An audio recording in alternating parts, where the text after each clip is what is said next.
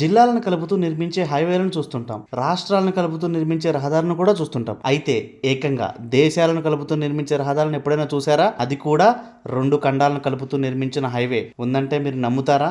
కానీ ఇది అక్షరాల నిజం. 2 ఖండాలు, 2 ఖండాలు 14 దేశాలను కలుపుతూ నిర్మించిన ఈ హైవే ప్రపంచంలోనే అత్యంత పొడవైన రహదారిగా రికార్డులోకి ఎక్కింది. సో ఈ వివరాల గురించి ఈ వీడియోలో మీకోసం క్లియర్ గా ఎక్స్ప్లెయిన్ చేస్తాను. వీడియో స్కిప్ చేయకుండా చివరి వరకు చూడండి. అలాగే వీడియో నచ్చితే మన ఛానల్ సబ్స్క్రైబ్ చేయండి, లైక్ అండ్ షేర్ కూడా చేయండి. వెల్కమ్ టు ద ఛానల్ సరదాగా కాసేపు.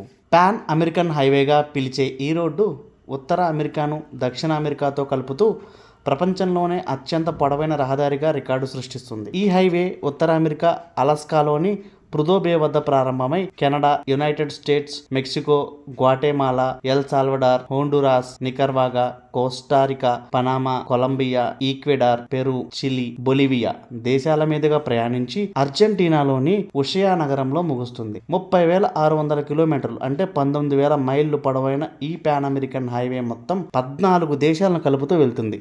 ఒక యూటర్న్ కూడా లేకుండా. ఈ హైవేలో ఒక్క యూటర్న్ కూడా ఉండదంట.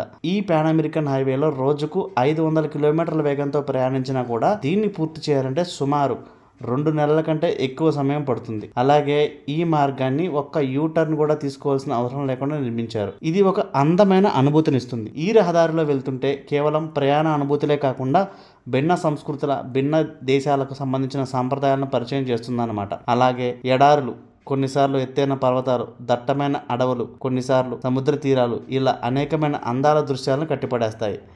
అదేవిధంగా అనేక రకాల జంతువులను కూడా చూడొచ్చు అన్నమాట. ఇక్కడ ఎలాంటి ఇబ్బందులు ఉండొచ్చు అన్న విషయానికి వస్తే ఈ రోడ్డుపై ప్రయాణం మొత్తం ఎంతో జాలీగా ఉంటుందనుకుంటే పొరపాటే. కొన్ని చోట్ల ఎత్తైన కొండలు, ఇంకొన్ని ప్రాంతాల్లో అడవులు కనిపిస్తాయి. అలాగే వందల కిలోమీటర్ల వరకు ఎటువంటి సదుపాయాలు లేకుండా ప్రయాణించాల్సి ఉంటుంది. ఇక ఆండీస్ పర్వతాల్లో ప్రయాణించే సమయంలో అనేక ఆరోగ్య సమస్యలు కూడా ఎదుర్కోవాల్సి వస్తుంది.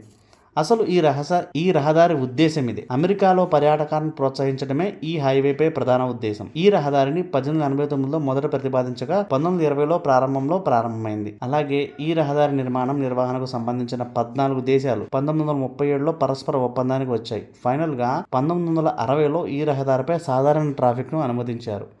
ఈ రహదారిపై పెద్ద మలుపులు లేకున్నా పనామా, కొలంబియా మధ్య 160 కిలోమీటర్ల బ్రేక్ ఉంటుంది. దీనినే డేరియన్ గ్యాప్ అని పిలుస్తుంటారు. సో ఇక్కడ మనం క్లియర్గా చెప్పుకోవాలనుకుంటే ఈ రోడ్డు మీద ఎంత జాలీగా ప్రయాణించినా కూడా కొన్ని చోట్ల మనకు కనీసం సదుపాయాలు లేకుండా ఉంటాయి. అంటే ఎటువంటి హోటల్స్ కానీ, కనీసం తాగడానికి వాటర్ దొరకదు, పెట్రోల్ స్టేషన్స్ ఉండవు, డీజిల్ స్టేషన్స్ ఉండవు, గ్యాస్ స్టేషన్స్ ఉండవు. సో ఎటువంటి సదుపాయాలు లేకుండా వందల కిలోమీటర్లు ప్రయాణించాల్సిన సిచ్యువేషన్స్ అయితే ఉంటాయి. సో ఈ సిచ్యువేషన్స్ని బేస్ చేసుకుని ఇక్కడ ట్రిప్స్ ఎంత జాలీగా ఉన్నా కూడా చాలామంది డేర్ చేయడానికి అంతగా ఇష్టపడరు. అండ్ ఇక్కడున్న చెట్ల గాలి, మళ్ళీ ఆ పర్వతాల్లో ఉన్న ఈ climatic situations up and down అవ్వడం వల్ల ఇక్కడ అనారోగ్య సమస్యలు కూడా, అంటే ఆరోగ్యం పాడయ్యే సిచ్యువేషన్స్ కూడా చాలా ఉండాల్సి వస్తుంది. అందుకే దీని మీద ప్రయాణించడానికి చాలామంది ఇష్టపడరు. కానీ ఒకసారి అయితే ట్రై చేస్తే దాని గురించి వచ్చిన అనుభూతి మాత్రం వర్ణించలేనిదిగా చాలామంది చెప్తుంటారు. సో చూసారు కదా ఫ్రెండ్స్, ఈ వీడియో మీకు నచ్చినట్లయితే మన ఛానల్ సబ్స్క్రైబ్ చేయండి, లైక్ అండ్ షేర్ కూడా చేయండి. అలాగే మీ అభిప్రాయాలను కామెంట్ రూపంలో పోస్ట్ చేయండి. Thank you.